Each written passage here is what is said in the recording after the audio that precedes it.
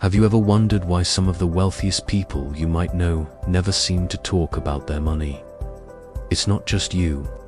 There's a profound wisdom in their silence, a secret that has been passed down through generations of quiet achievers. Today, we're going to uncover the silent wealth mindset and explore why constantly talking about money might actually be the very thing keeping you from building true, lasting wealth. It's a journey into the heart of what it means to be financially free, and the lessons we'll learn go far beyond bank accounts.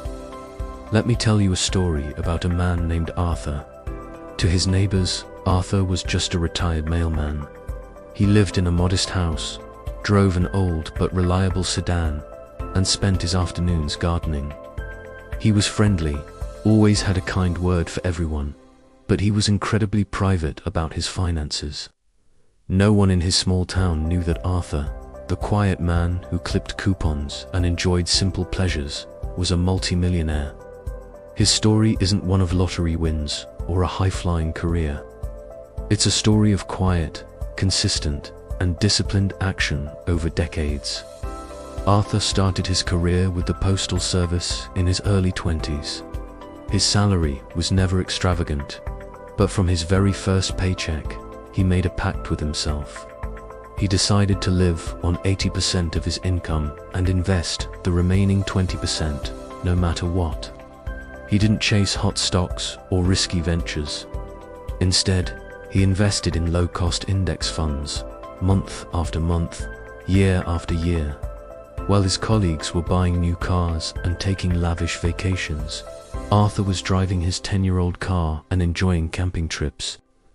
They would sometimes joke about his frugality, but Arthur just smiled.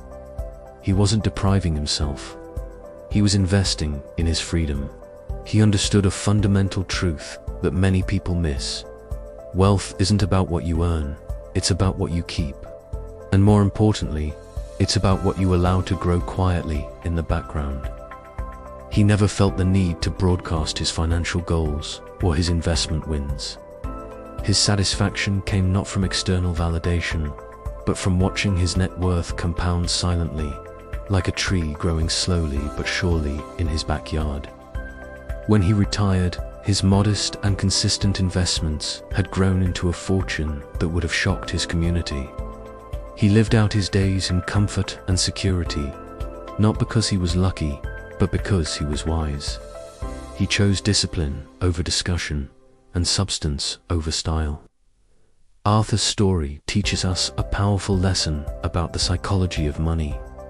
When you constantly talk about your financial ambitions, your desire to get rich, the stocks you're buying, the money you plan to make, you're engaging in a form of mental spending.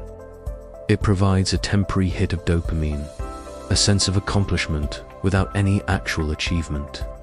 You get the social validation of sounding ambitious and savvy, which can trick your brain into feeling like you've already made progress. This is what psychologists call social reality. When you announce your goals, you feel closer to them, and that can sap your motivation to do the hard, unglamorous work required to actually achieve them. True wealth builders understand this. They let their actions speak for them, not their words. Their bank statements are their scorecards, not their social media posts. There's also a deep element of humility in the silent wealth mindset. Talking about money often stems from a place of insecurity or a desire to impress others. It's a way of saying, "Look at me, I'm successful," or "I'm going to be successful."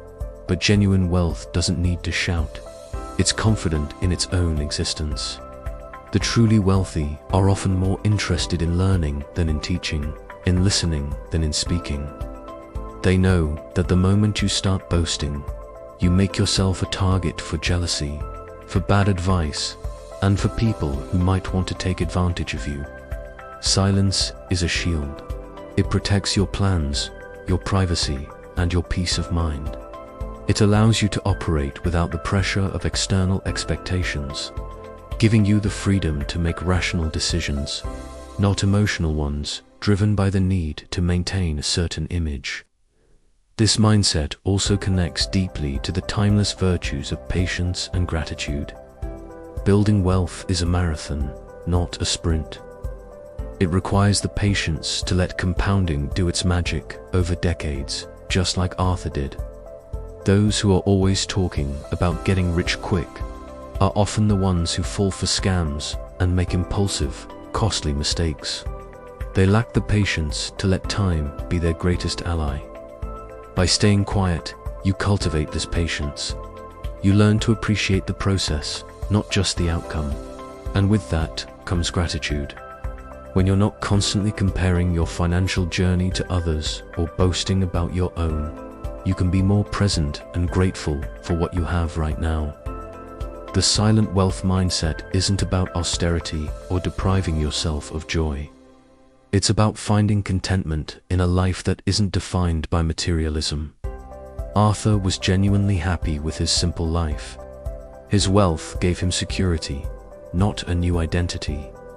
He was grateful for his garden, his health, and his quiet days. This gratitude created a positive feedback loop. Because he was content, he didn't feel the need to spend money to chase happiness, which allowed him to save and invest even more. So, how can we start cultivating this silent wealth mindset in our own lives? It's simpler than you might think. Here are a few practical steps. First, create a private financial plan. Write down your goals, your budget, and your investment strategy. But keep it for your eyes only, or share it only with a trusted partner or a professional financial advisor. This is your personal roadmap, not a public announcement. The act of writing it down solidifies your commitment to yourself, not to an audience. Second, practice the art of stealth wealth. This doesn't mean you have to live like a hermit. It just means being intentional about not flaunting your financial status. Maybe you drive your car for a few more years, even if you can afford a new one. Maybe you choose a vacation spot that's beautiful and relaxing rather than one that's trendy and expensive. The goal is to separate your self-worth from your net worth in the eyes of the public. Third, change your conversations. When you're with friends or family, steer conversations away from money, income, and expensive purchases. Talk about ideas, experiences, hobbies, and relationships, the things that truly enrich our lives. If someone asks you a direct question about your finances that you're not comfortable answering, have a polite, vague response ready. Something like, "We're doing okay, thanks for asking," or "I try not to worry too much about it and just focus on saving for the future." You have a right to your financial privacy. Fourth, find a quiet community or a mentor. Instead of talking about your goals publicly, find a small, trusted circle of like-minded individuals. This could be an investment club with a confidentiality pact, or a mentor who has already achieved what you want to achieve. In these safe spaces, you can discuss strategies and challenges without the risks of public disclosure.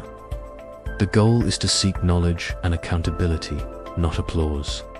And finally, focus on the process, not the praise. Celebrate your private victories. When you stick to your budget for a month or make an extra investment, give yourself a pat on the back. You don't need anyone else's approval. Your reward is the quiet, growing sense of security and freedom that comes from knowing you are building a better future for yourself. One silent, disciplined step at a time. In the end, wealth is not about the noise you make, but the foundation you build. It's about the peace of mind that comes from knowing you are in control of your destiny, independent of the opinions and judgments of others. Arthur the mailman understood this. He knew that the loudest person in the room is often the one with the least to say. True power and true wealth moves in silence. It's the quiet river that carves the deepest canyon. Thank you for joining me on this journey today. I hope this gives you a new perspective on building your own financial future. Remember to be patient, be disciplined, and let your success be your noise. If you found this helpful, please like, subscribe, and share it with someone who might need to hear it. Until next time, build wisely and live fully.